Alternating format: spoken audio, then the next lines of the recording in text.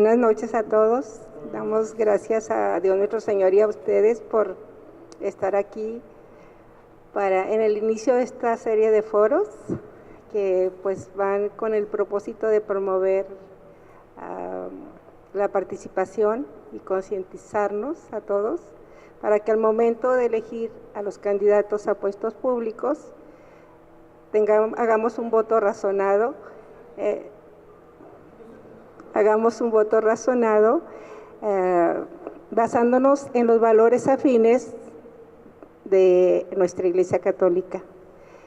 Pues somos de la Comisión de Contacto Interdisciplinar, aquí estamos el equipo, pero realmente todo esto va a ser una presentación de conciencia y participación en la rama de redes de laicos, y aquí está la presidenta de Comparticipación que nos va a dar unas palabras más completas de lo que va a ser este foro.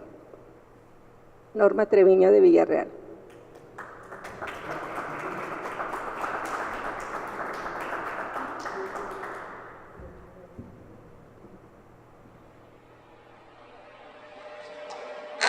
Buenas noches, gracias por estar aquí con nosotros y bueno, bienvenidos. Este es, como dice Vicky, un esfuerzo de la Comisión de Contacto Interdisciplinar y con participación para ayudar a tomar conciencia rumbo al proceso electoral que pronto vamos a vivir. Es muy importante para nosotros esa toma de conciencia en los principios de la doctrina social de la Iglesia para entender cuál es nuestra responsabilidad como laicos, como ciudadanos en este proceso electoral y en lo que implica la democracia. Y pues bienvenidos, dejo con San Jaime.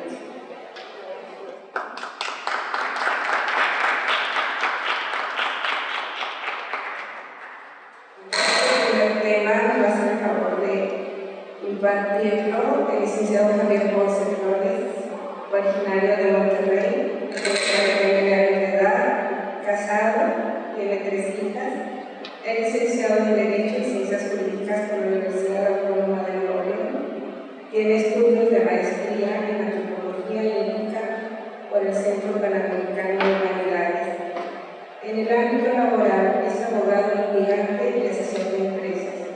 Se desempeñó como delegado general de la Secretaría de Trabajo y Previsión Social en la época en que Carlos Abascal Carranza fue su titular. Fue diputado local en la 71 legislatura del Congreso del Estado de Nuevo León, donde promovió la Ley de la Familia y condujo el proceso para la aprobación de la Ley de Transparencia y Acceso a la Información del Estado, publicado en el 2008. Trabajó como coordinador de empleo en el municipio de Monterrey. También ocupó el cargo de delegado federal de la Procuraduría Agraria. Actualmente se desempeña como abogado particular, ofreciendo asesoría jurídica y representación legal a empresas y particulares. Como actividad académica, es maestro por horas en la Facultad de Trabajo Social de la Universidad Autónoma de Nuevo León, donde imparte la clase de Ética, Sociedad y Profesión. Y también es maestro por horas en la Facultad de Derecho de la Universidad Metropolitana de Monterrey, donde imparte el taller de Ética Profesional. Ha dictado múltiples conferencias y eventos organizados por la Universidad Metropolitana de Monterrey, por la Comisión Estatal de Derechos Humanos, el Instituto Mexicano del Seguro Social y de diversas organizaciones sociales. Fue consejero de la Facultad de Trabajo Social de la Universidad Autónoma de Nuevo León por más de 10 años y fue miembro del Colegio de Abogados de Monterrey. Participa en la Academia Libanesa de Derecho y es miembro del Centro Político y Cultural Tomás de Moro.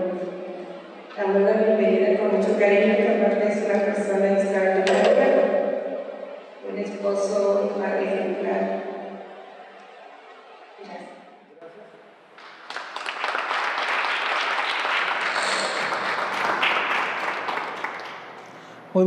Muy buenas noches, muchas gracias por estar aquí. En primer lugar quiero agradecer a Comparticipación y a la parroquia de aquí del Espíritu Santo por la oportunidad de reunirnos esta noche para platicar de estos temas que son importantes para nuestro compromiso social. Antes de iniciar a hablar directamente del tema, yo quisiera un poco como justificar por qué estamos reunidos y cuál es nuestro objetivo. En primer término, creo que estamos todos conscientes que estamos viviendo un momento de definiciones en nuestro país, que el próximo año, en 2018, vamos a vivir una elección quizá como la que no hemos visto en este país. De hecho, solo si revisamos el número de cargos que se va a elegir, ya hace de 2018 un acontecimiento muy relevante en la historia del país. Pero si además nos cuestionamos sobre la trascendencia de las decisiones que vamos a tomar, específicamente en la elección del presidente de la República, visto desde las diferentes posturas que ofrecen los grupos políticos y los movimientos sociales que van a participar, sobre los proyectos de país, si es que, digamos, se vale el término, me parece que esto hace muy relevante comenzar a hablar ya desde este momento de lo que vamos a ver y tener criterios de juicio para lo que nosotros en lo personal vamos a hacer. Pero también creo que es muy importante verlo porque estamos reunidos aquí, estamos convocando expresamente católicos para, como dice la definición de este ciclo de conferencias, para tomar conciencia. Y aquí yo quisiera, digamos, hacer un llamado.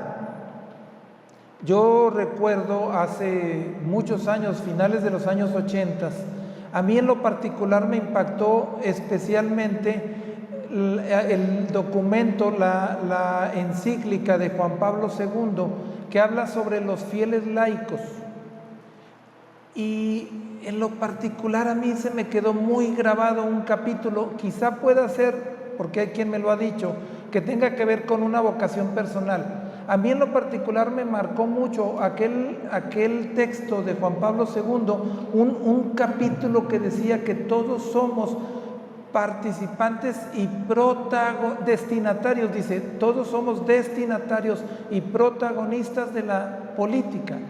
Y decía en ese texto que la política es la búsqueda del bien común y como cristianos estamos llamados a eso, y que el bien común es el conjunto de condiciones de todo tipo, políticas, sociales, económicas, culturales, para que cada persona o cada institución logren su realización. Y también me acuerdo mucho en esas épocas, porque fue un acontecimiento muy importante para la Iglesia de América y especialmente aquí en México, haber visto a Juan Pablo II venir a firmar aquí, en la Basílica de Guadalupe, un documento, la exhortación apostólica de la Iglesia en América, en la que decía que América necesita laicos comprometidos y ciudadanos que se hagan dirigentes, y que necesitamos compromiso también con lo que pasa en el ámbito de lo político social. Y entonces, yo sé que no es muy común este tema, pero sí es muy importante que los cristianos nos sintamos comprometidos con lo que está pasando en nuestro entorno y que tomemos la decisión primera, básica, de enterarnos, con lo que conozcamos que decidamos participar y en la medida de lo posible tomemos papel protagónico en lo que está pasando en nuestro mundo. Y de ahí solo quisiera dejar un último planteamiento. Es el Papa Pío XII, me parece, espero no equivocarme en la cita, el que decía que la política es la forma más alta de la caridad. Y entonces creo que todo eso nos da algunos elementos para decir, no debemos estar ajenos a lo que está pasando a nuestro alrededor, no debemos estar ajenos a lo que está y lo que va a pasar en nuestro país. Y por otro lado, visto como iglesia, lo digo con mucha humildad, yo quisiera digamos, venir a poner aquí un aporte para este trabajo que va a hacerse en 4 sesiones. Del Vaticano II aprendimos el método aquel de ver, juzgar y actuar, que debemos seguir como cristianos comprometidos. Bueno, yo lo que quisiera, y lo digo así con mucha humildad, es apoyar, aportar en el primer ejercicio, que es ver.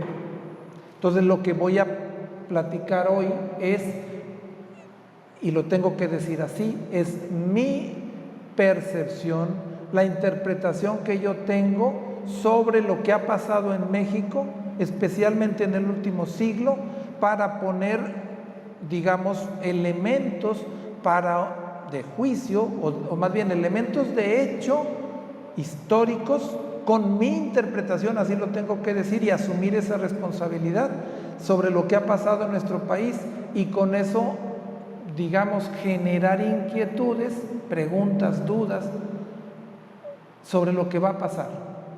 Y si de aquí salimos inquietos pensando, bueno, ¿y qué voy a hacer yo?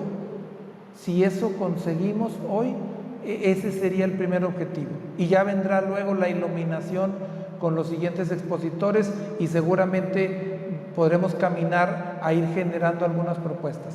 Yo les quiero platicar, el tema se llama el proceso electoral, y específicamente la responsabilidad y nuestro compromiso en esto que a veces de repente no nos damos cuenta, no nos acordamos. Vivimos, querrámoslo o no, en una comunidad política. Y entonces, sobre eso quisiera contar. Voy a empezar, digamos, adelanto un poco. Son como 4 partes. La primera es un poco de teoría sobre cómo se debe organizar, según los teóricos, el Estado. Pero voy a poner elementos de realidad, cómo se ha hecho eso práctico en México. Luego, hablar de la historia de México muy rápido, los elementos más importantes que tienen que ver con procesos electorales, digamos, cómo hemos ido avanzando en este tema de las elecciones. Luego, y esta es la parte donde me voy a arriesgar más, porque les quiero platicar un poco lo que yo sé de cada uno de los partidos políticos que en este momento son protagonistas en México, y finalmente datos sobre lo que va a suceder en 2018. Esos son, digamos, los 4 aspectos que quiero tocar. Entonces, para empezar, hay que asumir, uno, el hombre, y eso nos lo reafirma la doctrina social de la Iglesia, el hombre es social por naturaleza. Hay quien dice que el hombre, si no es social, no es ser humano, absolutamente no es ser humano, sería otra cosa, porque estamos hechos para el otro. De hecho, hasta donde yo alcanzo a entender, el elemento más importante que tiene un ser humano, un hombre y una mujer, es el don de sí. Y el don de sí, es decir, esta capacidad de entregarme a otro, no tiene sentido sin el otro. Y entonces, por lo tanto, en nuestra naturaleza, la constitución es social. Eso se puede entender muy fácil si observamos lo que hemos visto a través de la historia. El ser humano, y a veces lo hemos visto incluso en películas un poco como con comedia, cómo el ser humano en la época primitiva comenzó a organizarse y pasaron de ser nómadas, que por cierto es muy raro encontrar un nómada solitario. Eran nómadas, pero generalmente se movían en grupos. Y luego el ser humano pasa a establecerse y comienza a hacer comunidades sedentarias y construye casas o digamos, chozas para cubrirse, y busca organizarse para conseguir alimento y después incluso para protegerse. Y podríamos encontrar en las comunidades primitivas el germen de la organización social, una cosa que se da natural, y surgen ahí con naturalidad dirigentes que intentan organizar a los demás. Y hay algunos que intentan proteger, y otros que son más fuertes y se van a casar, y otros que se quedan. Y entonces, es decir, vemos en las comunidades primitivas el germen de la organización social. Eso, según los teóricos, sería la esencia del Estado, que luego nos explican en la teoría política. Si avanzamos muy rápido, los clásicos dicen que hay 3 formas de organizar el Estado, 3 llamadas formas de gobierno. por cierto, todas válidas. Una, la monarquía, es decir, cuando en una sola persona se deposita todo el poder. La otra, la aristocracia, que se supone que es el gobierno de los mejores, y digamos que habría una clase, no en términos de privilegio, sino en términos de servicio, que es la clase dirigente, la nobleza, dicen algunos. Y el modelo que nosotros ahora en este tiempo conocemos y que incluso está reconocido como el mejor en este momento es la democracia. Hay que decir, insisto, que todos son válidos y todos tienen formas, digamos, adecuadas de ejercicio de la autoridad, aunque también todos tienen la tentación de desvirtuarse.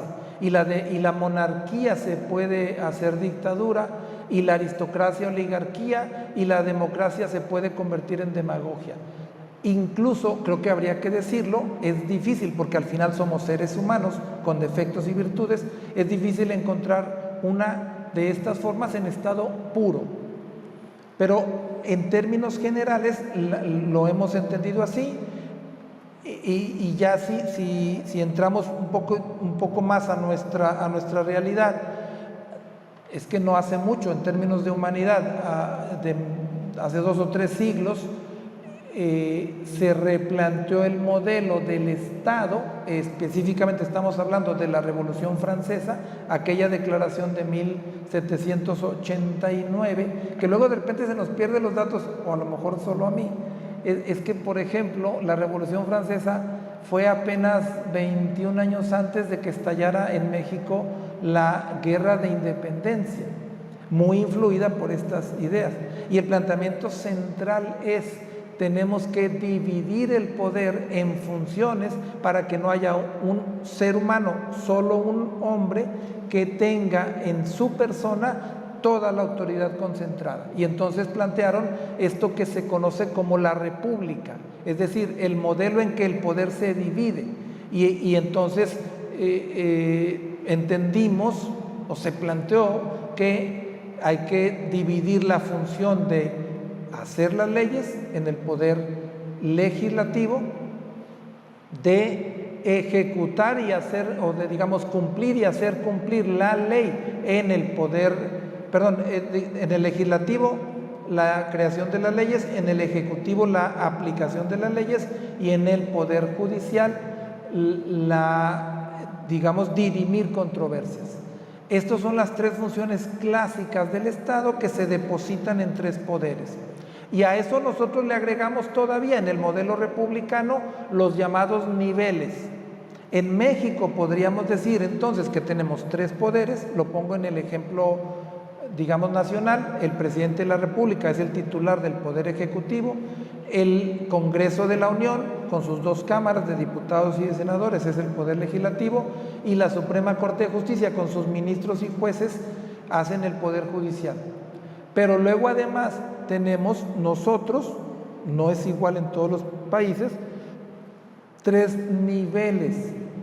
Y empezamos en el nivel municipal con el ayuntamiento, que aunque no tiene divididas las 3 funciones, junto el alcalde con sus regidores y síndicos hacen las funciones de los 3 poderes. Y luego en el Estado tenemos al gobernador, al Congreso del Estado y al Tribunal Superior de Justicia, y a nivel federal lo que ya expliqué. Ese es el modelo republicano. Debo decir que hasta ese modelo en este momento está en crisis. En algún momento pensamos que era demasiada concentración de poder tener todo en un monarca, y lo dividimos en 3 poderes, digamos. Y ahora lo que estamos viendo en México y en algunos otros países es que aún esos poderes se les está como fragmentando, y nacen unos instituciones que se conocen como los órganos autónomos. Pongo como ejemplo lo que tenemos en México. En algún momento se decidió que no era bueno que el mismo gobierno fuera el titular del poder, pero que además organizara las elecciones. Y entonces se creó fue un proceso, no fue de una sola vez, fue madurando el Instituto Federal Electoral, que al principio estaba sujeto a la Secretaría de Gobernación y luego se fue separando hasta que finalmente se creó una institución autónoma, ahora llamada Instituto Nacional Electoral. Así nació igual la Comisión Nacional de los Derechos Humanos, que igual nace como una dirección, un organismo dentro del gobierno federal, y luego se le da autonomía y se crea una institución totalmente aparte. Eso mismo sucede en 1993 con el Banco de México, que estaba sujeto al presidente de la República y que se le dio autonomía, y ahora tiene un gobernador que es designado en ciclos distintos a los de cualquier otro de los poderes, y es autónomo y es el que dirige toda la política monetaria. Y así tenemos en los últimos años a partir de las reformas estructurales de 2013 nace la comisión IFETEL, Instituto Federal de Telecomunicaciones, y nace luego la Comisión la Comisión Federal de Competencia Económica, y antes, a inicios de este siglo, había nacido el Instituto Federal de Acceso a la Información, ahora el INAI, Instituto Nacional de Acceso a la Información. Todos estos ejemplos, si ustedes revisan las leyes que los crean, o más sencillito, lo buscan en algún espacio en internet, van a encontrar prácticamente todos comienzan diciendo el IFAI, el INAI, la Comisión de Derechos Humanos, CONFETEL, el que me digan es un órgano autónomo del Estado.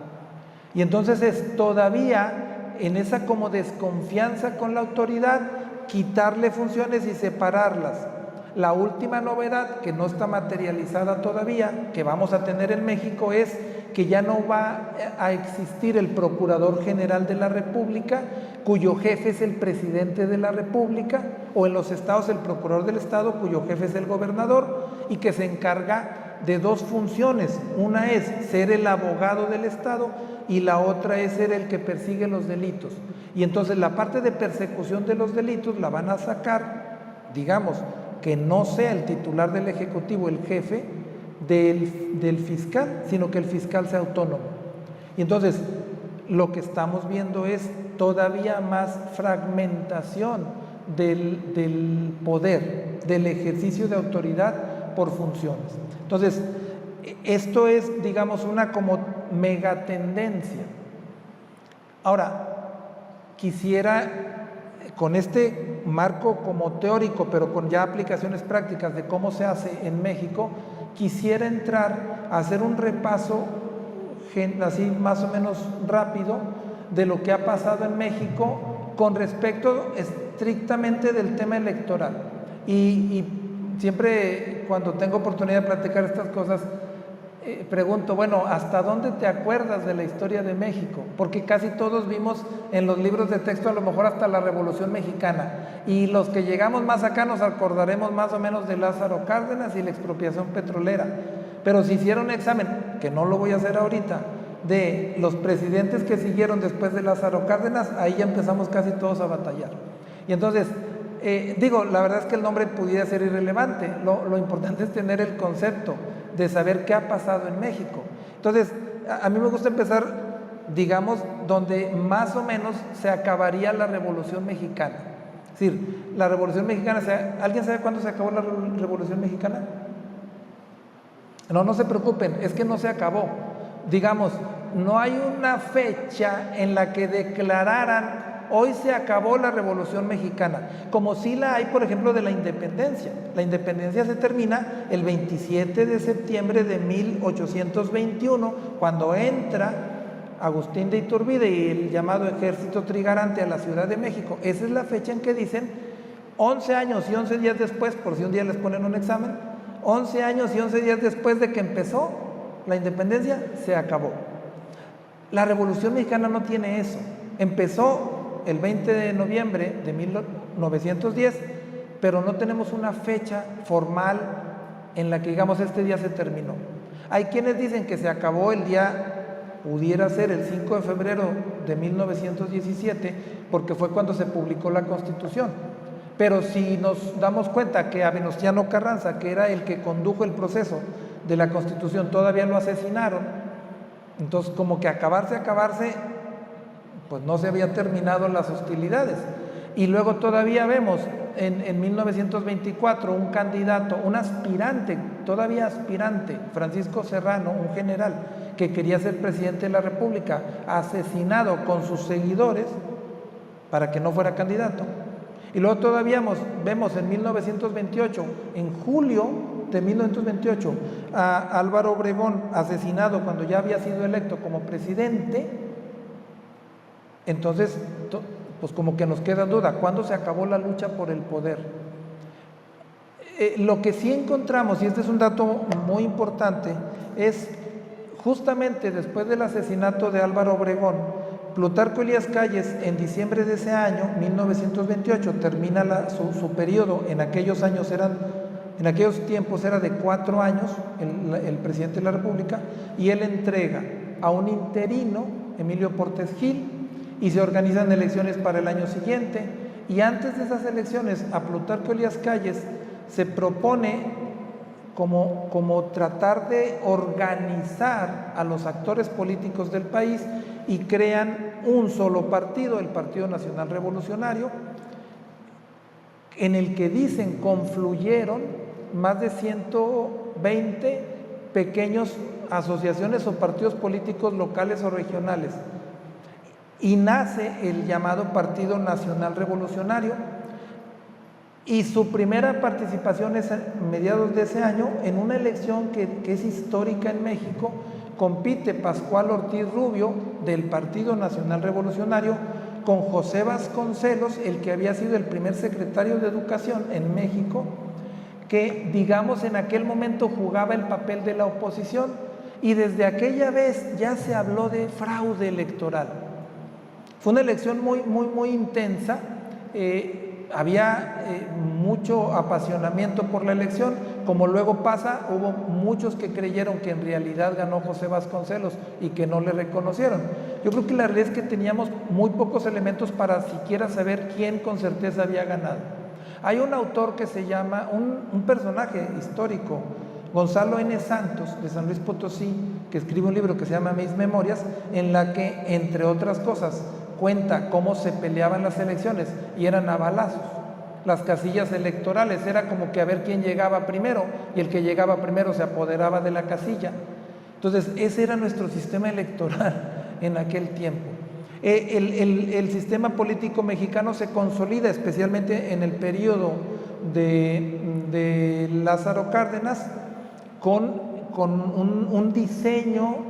Le dieron le cambian el nombre, el Partido de la Revolución Mexicana, y luego en el 46 ya se llama Partido Revolucionario Institucional.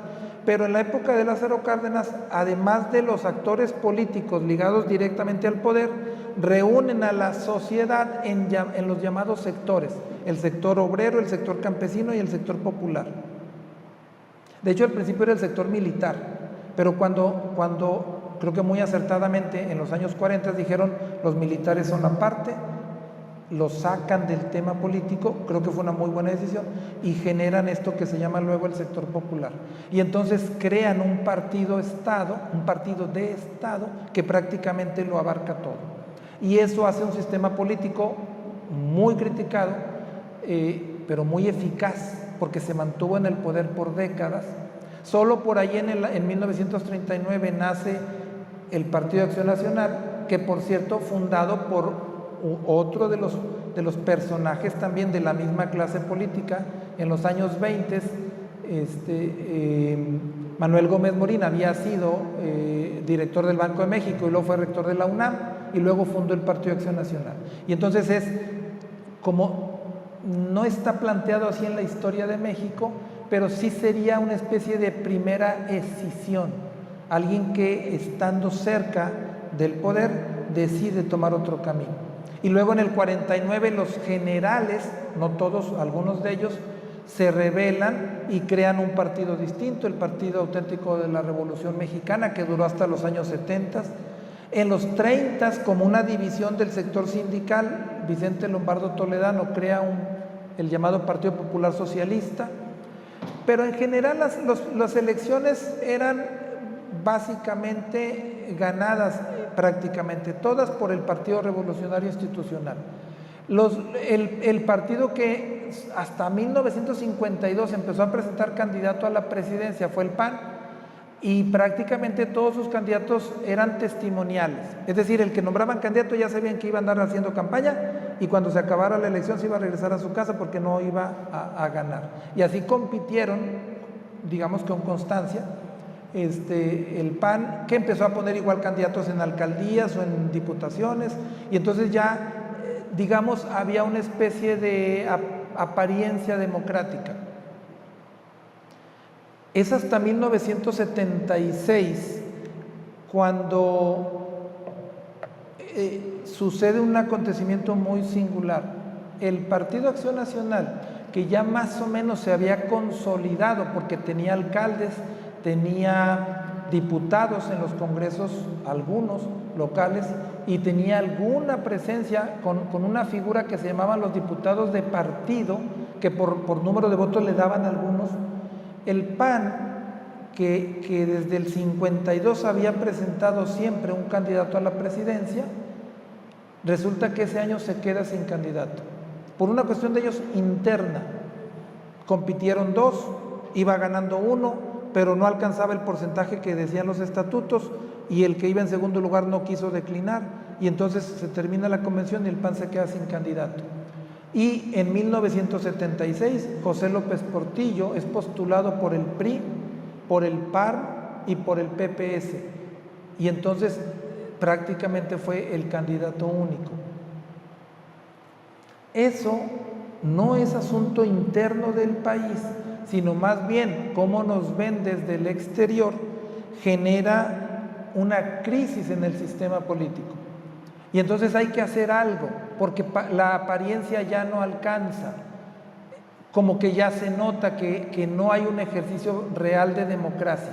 Y entonces el personaje que vemos ahí en la fotografía es Jesús Reyes Heroles, es el autor de la llamada, que por cierto nadie me ha corregido, ahí le falta una P, es la Ley de Organizaciones Políticas y Procedimientos Electorales, la llamada Ley Lope, creada en 1978, después de que en 76 entra López Portillo a la presidencia.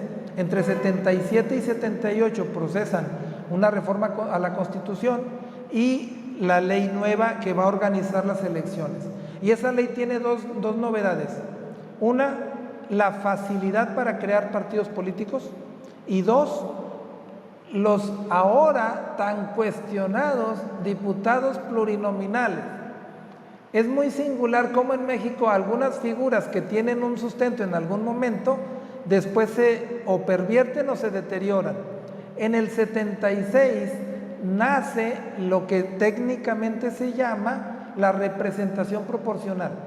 Es decir, que no solo tengan posibilidades de acceder al poder los que ganan por mayoría de votos, sino también los que pierden, pero obtienen un cierto porcentaje. Por eso la figura se llama representación proporcional.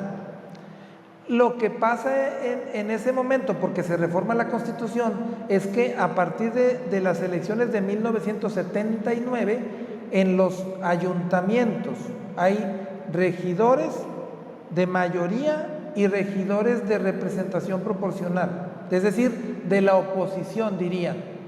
En los congresos de los estados hay diputados de mayoría y diputados de representación proporcional. En el Congreso de la Unión, en la Cámara de Diputados, hay diputados de mayoría y diputados de representación. No había en aquel momento todavía senadores de representación proporcional. Los senadores nada más eran de mayoría.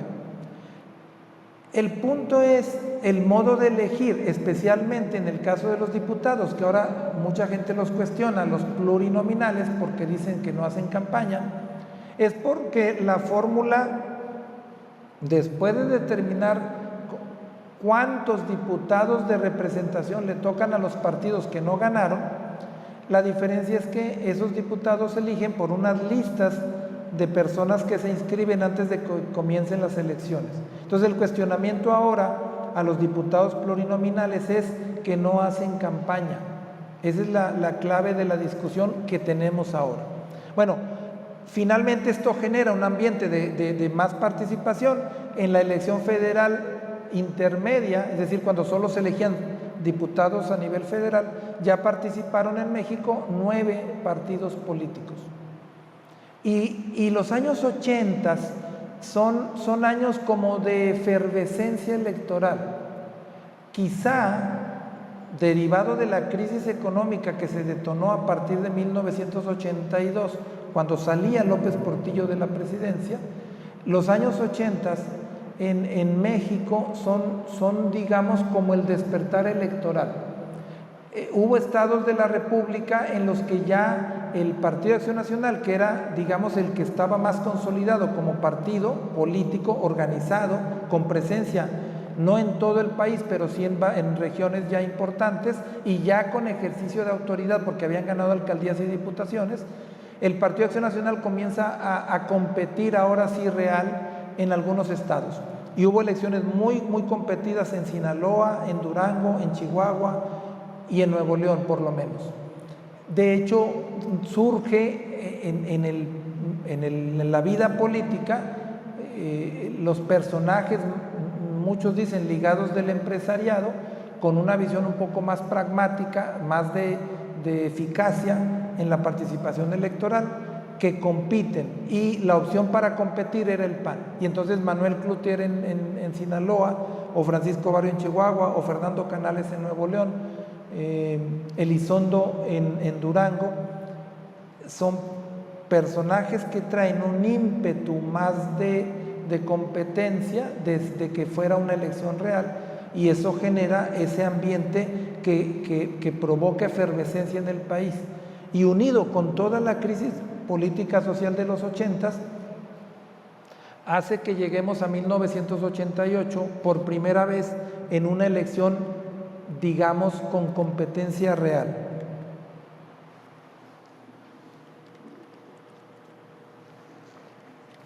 Y aquí hay que anotar otro dato. Manuel Cloutier en algún momento perteneció al PRI, pero él era esencialmente empresario del campo, y lo busca Acción Nacional y lo proponen para candidato en Sinaloa y no gana. Y luego, y eso ya me tocó porque he oído hasta las anécdotas de que un día a las 5 de la mañana no sé quién le habló a otro para decirle que iban a ir a Sinaloa a ver si convencían a Manuel Cloutier de que se anotara como candidato del PAN a la presidencia de la República. Era cuando a los candidatos los convencían. Es decir, es que ahora hay muchos que quieren ser. No, en aquellos años había que ir a convencer a uno para que se lanzara. Y así fueron a buscar a Manuel Cloutier, que después de las elecciones de Sinaloa ya no quería competir.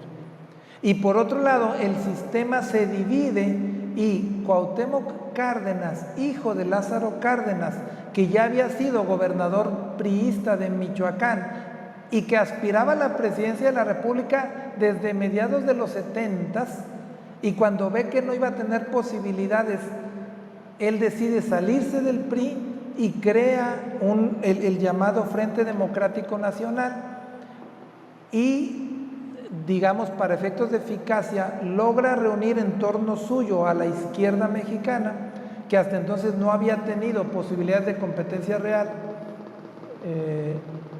No había tenido ninguno de los partidos de izquierda posibilidades reales de competir, y digamos adoptan como su candidato, y esto sí tiene que ver con cuestiones ideológicas, a Cuauhtémoc Cárdenas, porque es hijo de Lázaro Cárdenas y representa en el PRI un poco de la lucha social de la izquierda en México.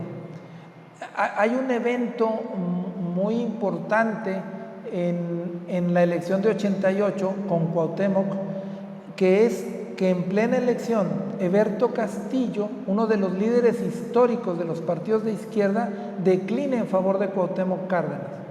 Y eso, digamos, le termina de dar como la carta de adopción a Cuauhtémoc en la izquierda. Y entonces tuvimos la elección hasta entonces más competida por la presidencia de la República. Los que ya les tocó vivir eso se acordarán, la gran anécdota es el día de las elecciones se cayó el sistema.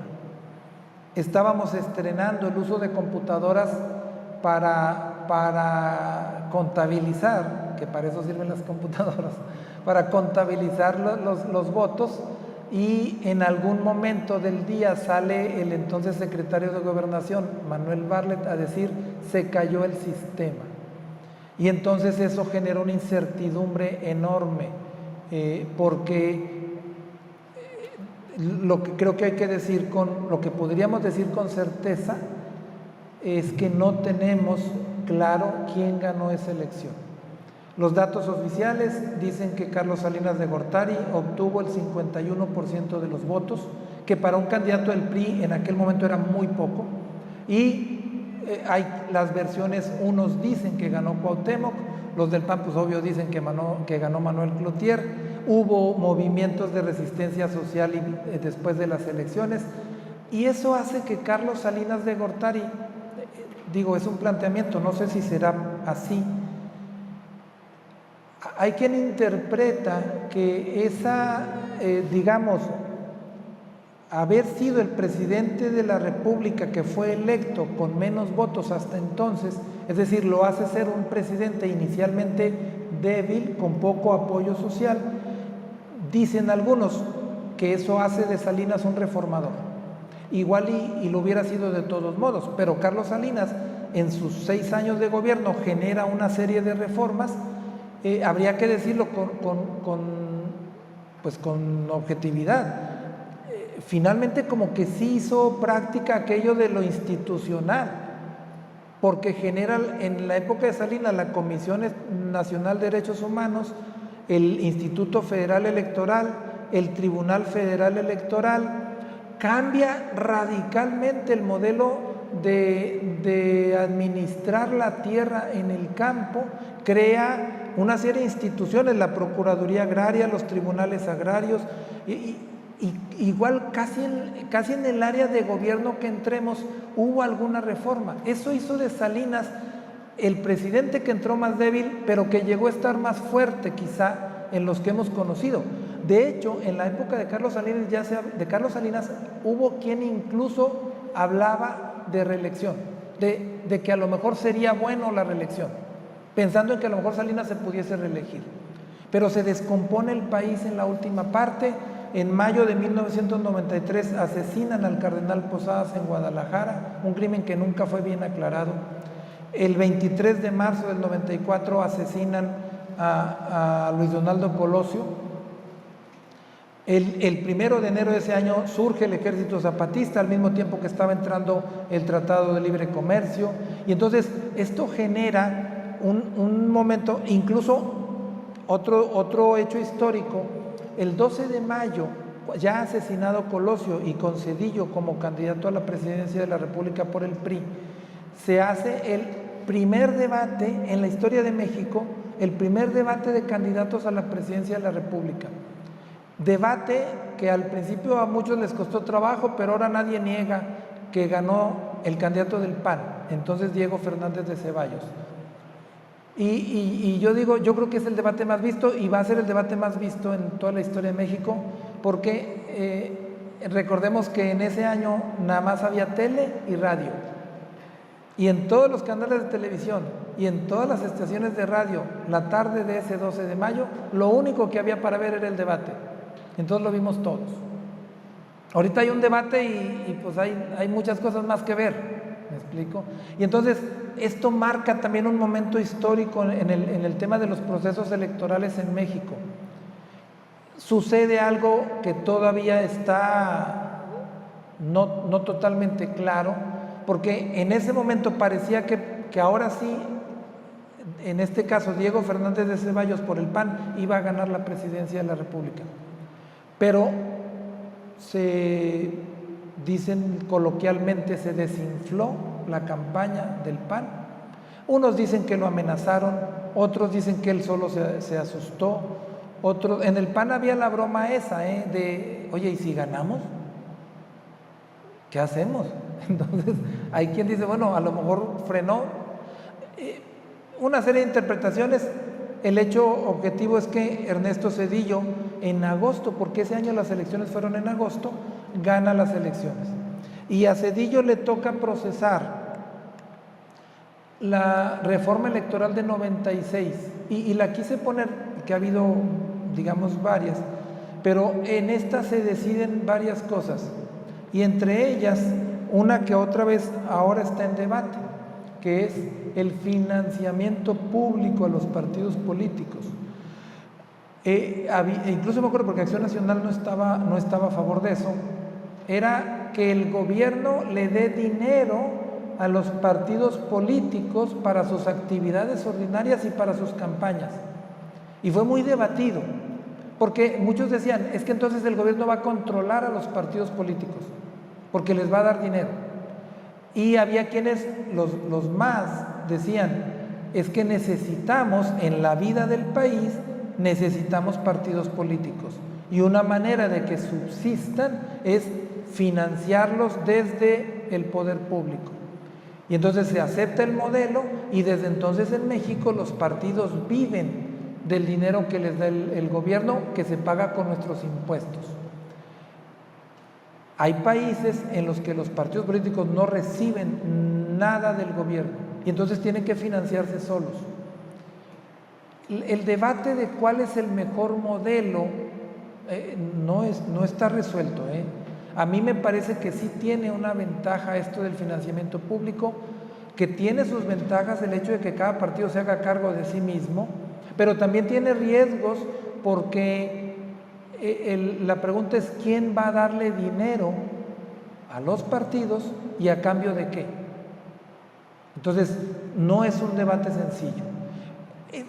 Finalmente, digamos que eso termina en general con la consolidación del IFE, ya con los primeros, a partir de esta reforma, hubo los primeros consejeros totalmente ciudadanos del IFE.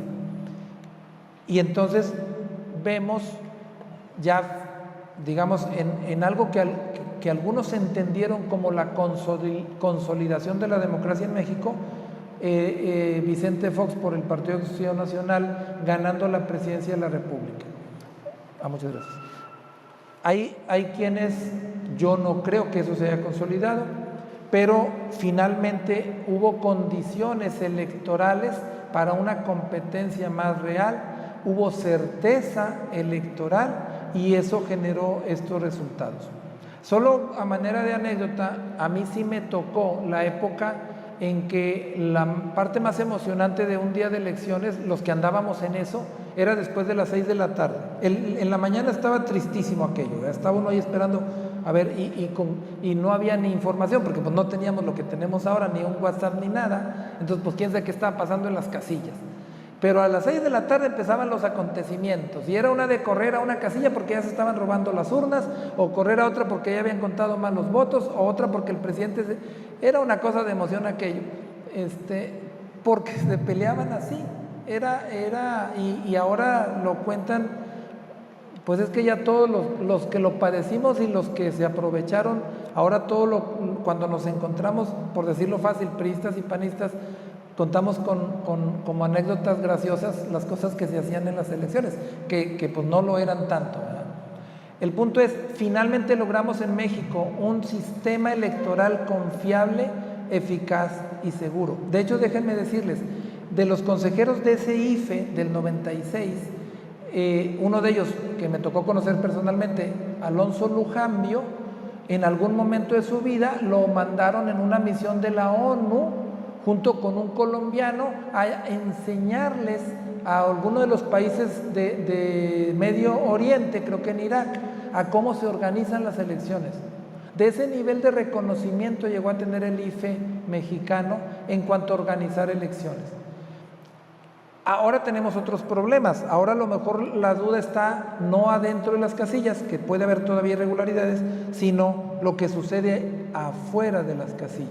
El tema de motivar o inhibir el voto, o cooptar o comprar, todo ese tipo de circunstancias. La elección de 2006 fue otra elección muy, muy interesante, muy intensa. De aquí solo voy a resaltar, por primera vez, ya con certeza o con una certeza muy, muy cercana a la realidad, tuvimos una elección incierta. En la noche creo que era el 2, pero el primer domingo de julio del 2006, le hablé yo a una persona que había conocido por la función pública que yo tenía en el gobierno federal. En ese día yo era candidato a diputado local, entonces pues lo que sabía era lo que estaba pasando y más o menos aquí, pero le hablo a un amigo mío que estaba en gobernación y le pregunto, ¿qué sabes? Y me dice, Felipe Calderón está 2 puntos arriba. Esa noche, no sé si lo recuerdan, el IFE no dio resultados, porque dijo, no estamos en condiciones en este momento de dar con certeza una tendencia a favor de ninguno de los 2 candidatos punteros, y no hubo resultados esa noche. Y eso generó una incertidumbre y Andrés Manuel tomando luego paseo de la reforma por 2 o 3 meses y finalmente, como luego dijo Felipe Calderón, haya sido como haya sido, el TRIFE finalmente lo ratificó como presidente de la República. Y eso generó es que a lo mejor no lo he dicho claro, lo que nos ha hecho avanzar son las crisis. La crisis de 2006 hace que se genere todo un modelo de qué pasaría si el que gana no gana con más de tanto % de los votos, y entonces cuándo se pueden abrir las casillas para contar voto por votos. Todo el modelo de cómo resolvemos esa duda ya está ahora puesto en la ley y estamos preparados para una elección cerrada. Finalmente, ya para cerrar, yo creo que 2012 lo voy a dejar para después porque todavía falta que se acabe este sexenio y a ver cómo termina. Yo solo dejo una nota, es objetiva, es que por más filias o fobias, objetivamente Enrique Peña Nieto es un fenómeno de análisis para los estudiosos de la política. Arrasó en las elecciones, no hubo manera de que nadie siquiera se le acercara en todo el proceso electoral, y en 2 años se cayó impresionante su capital político, y a lo mejor va a terminar, todavía no se acaba esto, como el presidente de la República con menos aprobación pública, pero no se ha acabado todavía. ¿Qué sigue? Muy rápido, este es el tema que a mí me parece más delicado, un poquito de datos sobre cada partido político. Por orden de aparición, como en las películas. El PRI, que formalmente nació en 1946, por eso en la boleta electoral siempre viene arriba a la izquierda el PAN y luego viene el PRI, porque reconocen al PAN como el partido más antiguo, porque fue fundado en el 39. El PRI, digamos, realmente como fuerza política nace en 1929, lo funda Plutarco Elías Calles, se hace el jefe máximo y, digamos, dirige al PRI, es el que lo liderea en los primeros 4 o 5 años, hasta que llega Lázaro Cárdenas, y Lázaro Cárdenas es el que termina de darle forma, insisto, a eso que se llamó luego el sistema político mexicano.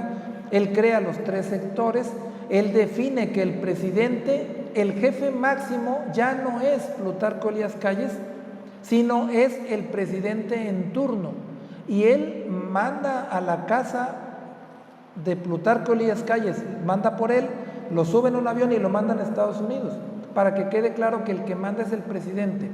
Pero cuando se va Lázaro Cárdenas, él sabe que el que va a mandar es el que sigue, que fue Manuel Ávila Camacho y luego Miguel Alemán y así. Y entonces la nota es, el jefe máximo es el presidente en turno. El presidente en turno tiene derecho a elegir a su sucesor. Y total, una serie de reglas, unas escritas y otras no, que hacen del PRI un partido, una fuerza política muy organizada y muy sólida por décadas. ¿Qué es del PRI ahora? Pues sigue siendo el partido mayoritario si tomamos en cuenta el número de votos y el número de cargos públicos que tiene en el país. Tiene presencia nacional absolutamente, prácticamente en todas las posibilidades de cargos públicos y de ejercicio está el PRI, cosa que casi no hay otro partido político que tenga esa posibilidad. Entonces, no hay que, digamos, hay que tener eso en cuenta. El PRI es el partido político con presencia completamente nacional. El Partido de Acción Nacional es fundado en 1939 por dos personajes, y esto es lo que le da un poco la naturaleza.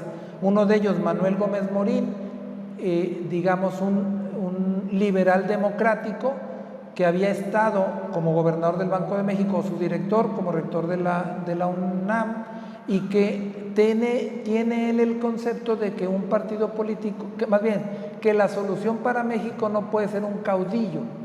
Él le dijo a José Vasconcelos en 1929, es que no eres tú ni ningún caudillo, es que esto tiene que ser de un grupo de personas, y funda el Partido de Acción Nacional.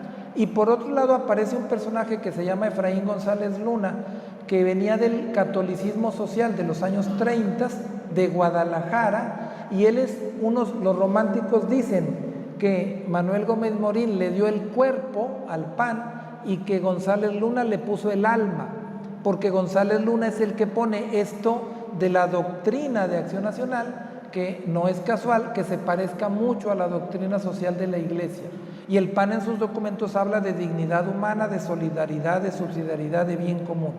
Entonces sí hay una cierta inspiración. Lo que sí no es cierto es que el PAN sea el partido de los empresarios, porque en realidad empresarios ha habido muy pocos, casi todos medianos. En general los empresarios grandes normalmente se han entendido con el sistema. Entonces el PAN en todo caso era el partido de las personas con cierta independencia, y igual tiene una serie de procesos. Yo lo que le he entendido al PAN es que es cíclico. Han pasado generaciones de panistas con diferentes conceptos, pasaron la de los fundadores, llegaron luego en los 70 los empresarios, y luego los empresarios se quedaron un poquito atrás y llegaron una generación, decían los pragmáticos, que fueron los que empezaron a ganar elecciones, y luego llegó Vicente Fox, que así como panista no era, pero fue el que logró consolidar Acción Nacional. Y fíjense qué curioso, al PAN a lo mejor sí le pasó lo que el propio Felipe Calderón había advertido en el 90 y tantos. Decía Felipe Calderón, tenemos que ganar el poder sin perder el partido. Cuando ganaron el poder, sí perdieron el partido. Y en este momento el PAN es un partido en crisis de identidad. El PRD surge, les decía, de cuando Cuauhtémoc Cárdenas en el 87 se sale del PRI, busca la presidencia de la República por el frente, crean una figura que se llama Frente Democrático Nacional, y en el 89 fundan el Partido de la Revolución Democrática.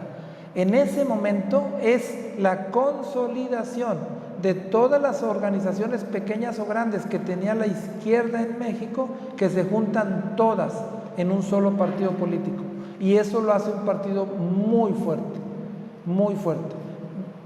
hasta donde le alcanza a la izquierda, porque en México nunca han pasado de 1/3 de los votos, en el mejor de los casos. Su porcentaje natural ronda entre el 17 y el 20% a nivel nacional, aunque hay lugares en el país en donde sí tienen mucha fuerza. El PRD en este momento igual es un partido en crisis. Ahorita explico cuando llegue al tema de Morena. El PT nace en 1991, lo funda formalmente Alberto Anaya junto con gente de Tierra y Libertad de aquí de Monterrey y de Durango, y de creo que de Aguascalientes también tienen alguna presencia. Hay una leyenda negra que dicen que lo fundó Raúl Salinas de Gortari nace justo en el sexenio de Salinas y es un partido que tiene una actuación muy, muy singular. En muchos casos donde no hay presencia de la izquierda fuerte, se alía con el PRI. En Nuevo León por lo común ha sido aliado del PRI. Hay un tema interesante, ellos crearon los CENDIS y el PT, más allá de que pudiera haber algunos elementos de corrupción, yo lo que he visto es que muchas de sus negociaciones políticas son a cambio de presupuesto para los CENDIS. Es un tema muy, muy singular. Creo que el PT viene de una izquierda que llaman más maoísta, una izquierda que propone más bien una revolución cultural. De hecho, hace poco Alberto Anaya andaba por allá en Corea saludando al primer ministro coreano, que todo el mundo se asustaba. ¿Por qué anda allá? Pues porque es su línea ideológica. El Partido Verde Ecologista, lo fundó Jorge González, lo heredó su hijo, el llamado Niño Verde. No son tan ecologistas. Sí nacieron un poco en la Ciudad de México de movimientos ambientalistas, pero a partir de que lo hicieron partido político, es bien difícil la palabra, pero es un partido político, digamos, negocio. Y han hecho algo muy eficaz. Usan mucho de su dinero en hacer spot, digamos, venden bien campañas comerciales, como la de la pena de muerte, por ejemplo, cuando se acercan las elecciones, y eso les genera un número de votos que lo hace mantenerse. Convergencia, originalmente llamado Convergencia, lo fundó Dante Delgado Ranauro, exgobernador de Veracruz, liberal, de izquierda, con una agenda progresista, más del lado de proaborto y este tipo de temas. En mediados de los 90 lo hacen asociación política, consiguen el registro después del 2000 y en 2011 le cambian el nombre y ahora se llama Movimiento Ciudadano. Con todo respeto, yo creo que secuestraron el nombre porque no son ciudadanos, son políticos, pero bueno, les ha servido usar el nombre. Nueva Alianza nace en 2005, es el partido político donde se supone que agruparían a los maestros. Eso no ha sucedido en realidad, muchos siguen ligados al PRI y otros maestros ya con la evolución en México pues militan en muchos partidos políticos. Nadie se puede ostentar como el que tiene el control del magisterio en México, aunque Nueva Alianza más o menos lo trataba de dar a entender. Aquí es muy curioso porque los personajes fundadores en realidad no son conocidos. La versión popular es que el Bester Gordillo fue la que lo generó. Nos queda Morena. Aquí básicamente es Andrés Manuel López Obrador, después de militar en el PRI en los años 80, en el PRD en los 90 y hasta 2006, 2012, decide crear su propio partido político. Este es un partido básicamente generado por él, con algunos liderazgos. Sí creo que es preocupante porque son liderazgos de izquierda muy radicales. Sí hay videos donde personajes de Morena están haciendo declaraciones en favor del gobierno de Maduro de Venezuela. Sí es delicado el tema, de ese que casi no se habla. Y el último partido político, bueno, fueron dos, en el año 2013 se aprobaron dos partidos políticos, pero en el 2015 el otro partido, el Humanista, no alcanzó los votos suficientes y perdió el registro nacional. Y queda el Partido Encuentro Social. La versión política es que esta es la expresión política de los evangélicos formados en un partido. Esta es la versión, digamos, de los analistas. Cerramos. ¿Qué sigue en 2018? No sé si le alcance a atinar yo, pero creo que esto más o menos es lo que vamos a ver en la boleta electoral. Muy probablemente vamos a ver, bueno, ya es seguro, Morena con el PT en una alianza, con Andrés Manuel López Obrador como su candidato. Ahí no hay más. El PRI irremediablemente aliado con, bueno, el Verde irremediablemente aliado con el PRI. Su candidato, dicen todos que va a ser José Antonio Meade, el secretario de Hacienda. Falta ver si eso se confirma. El ahora llamado Frente Ciudadano, no me acuerdo qué, el Partido Acción Nacional con el PRD y con Movimiento Ciudadano.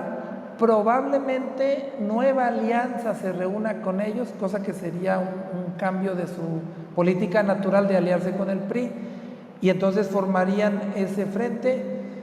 Y muy probablemente Ricardo Anaya sea su candidato, el presidente del PAN, el presidente actual de Acción Nacional, sea el candidato a la presidencia por el frente.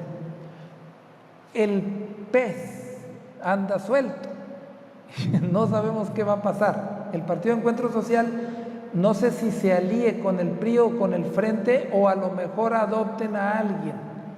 Hay una versión por ahí que pudieran adoptar un candidato propio.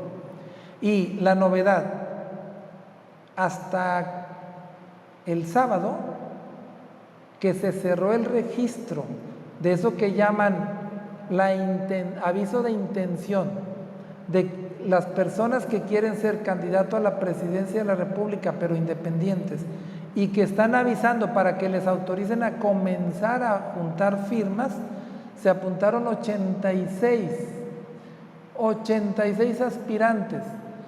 De esos rechazaron a 8, ya están aprobados hasta hoy en la mañana 40 y faltan 38 por revisar. Solo si, imagínense que no aprueban a los 38, nada más imagínense que nos quedamos con 40 aspirantes. Cada uno de ellos tiene que juntar 866,000 firmas de aquí a febrero para poder registrarse como candidatos. La interpretación es que van a quedar unos 4 o 5, muy probablemente Margarita Zavala, que ya tenía trabajo de 2 años y el reconocimiento que antes había reunido. Si Jaime Rodríguez, con su manera de trabajar, consigue los firmas, Pedro Ferriz de Con, probablemente, y el último personaje, a lo mejor no lo conocen mucho, es Armando Ríos Peter, es de Chiapas, era del PRD, le dicen el jaguar, a lo mejor reúne las firmas, y alguno más. Con toda sinceridad, si me preguntan los nombres de los 40, no me los sé, y si me preguntan a cuántos conozco, seguramente a un buen no los conozco.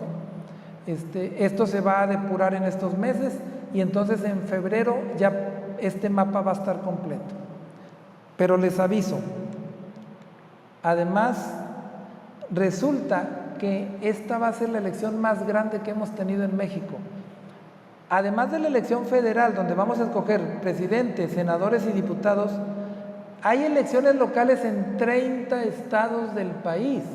Solo Nayarit y Baja California no tienen elección local. Todos los demás tienen o alcaldes o diputados locales que van a elegir el año que viene. Entonces ya se imaginarán cómo va a estar. Más o menos los números son 9 gobernadores, más de 1,600 alcaldes, y ahí faltan contar sus cabildos, sus regidores, casi 1,000 diputados locales, 128 senadores y 500 diputados. Eso es lo que se va a elegir el año que viene. Multipliquen esos números por 9 partidos políticos y pónganle un independiente. Digamos, los 3,300 cargos va a significar que tendremos por ahí caminando como a 30,000 candidatos. Eso nos espera en 2018. La pregunta es, ¿nosotros qué tenemos que hacer? Esa pregunta es la que vamos a intentar ir respondiendo en las siguientes reuniones. Sí creo que hay que quedarnos con una inquietud. Si la política es la forma más alta de la caridad, ¿qué voy a hacer yo con eso? Muchas gracias.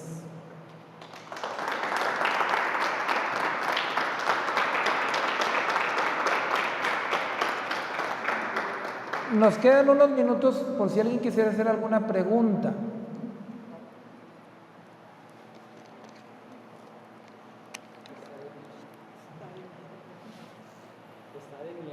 Sí, sí, está interesante. ¿Alguien quiere? Sí. Yo considero que en México tenemos una democracia incipiente. Si venimos de lo que decías, del poder de los militares y el PRI, y seguimos diciendo que le apostamos a un presidente nacional pensando que él nos va a resolver todo. Cuando hay tres poderes, entonces todavía esa mentalidad la tenemos en los tres niveles: a nivel alcalde, a nivel gobernador, a nivel de presidencia municipal.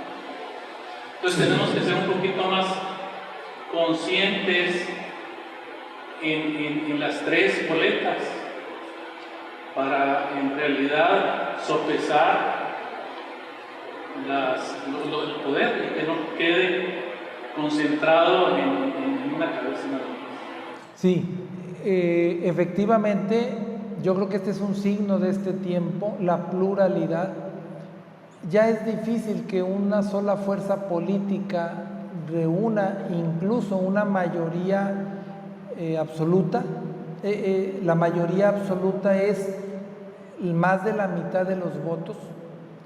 Lo que hemos conseguido son eso que se llama la mayoría relativa, es todos tienen poquitos votos, pero el que tenga más.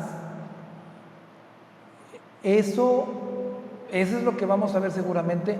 Este tema del frente que proponía el PAN y el PRD tiene que ver con ese planteamiento.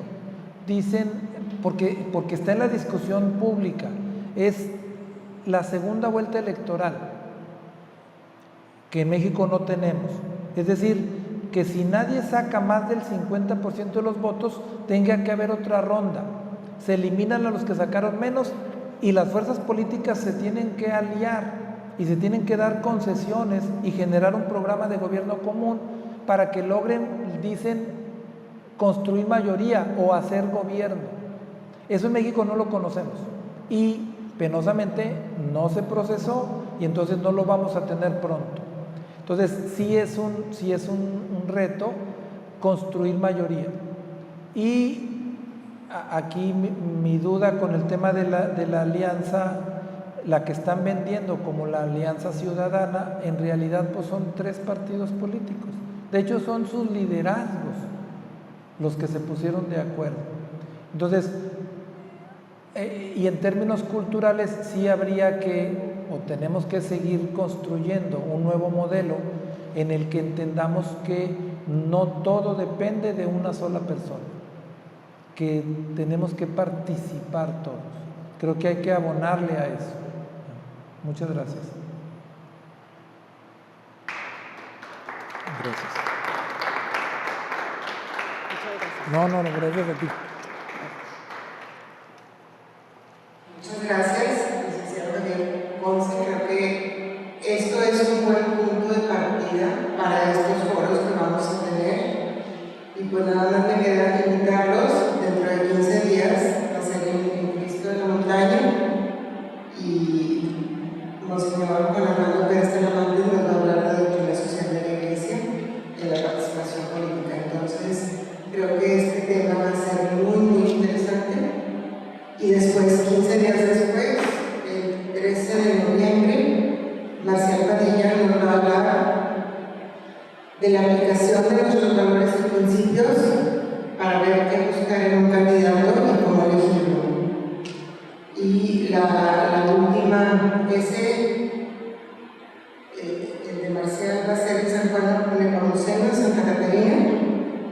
Y luego, el lunes 27 de noviembre, en Reina de Los Ángeles, el contador público David Ramírez nos va a hablar del poder del ciudadano.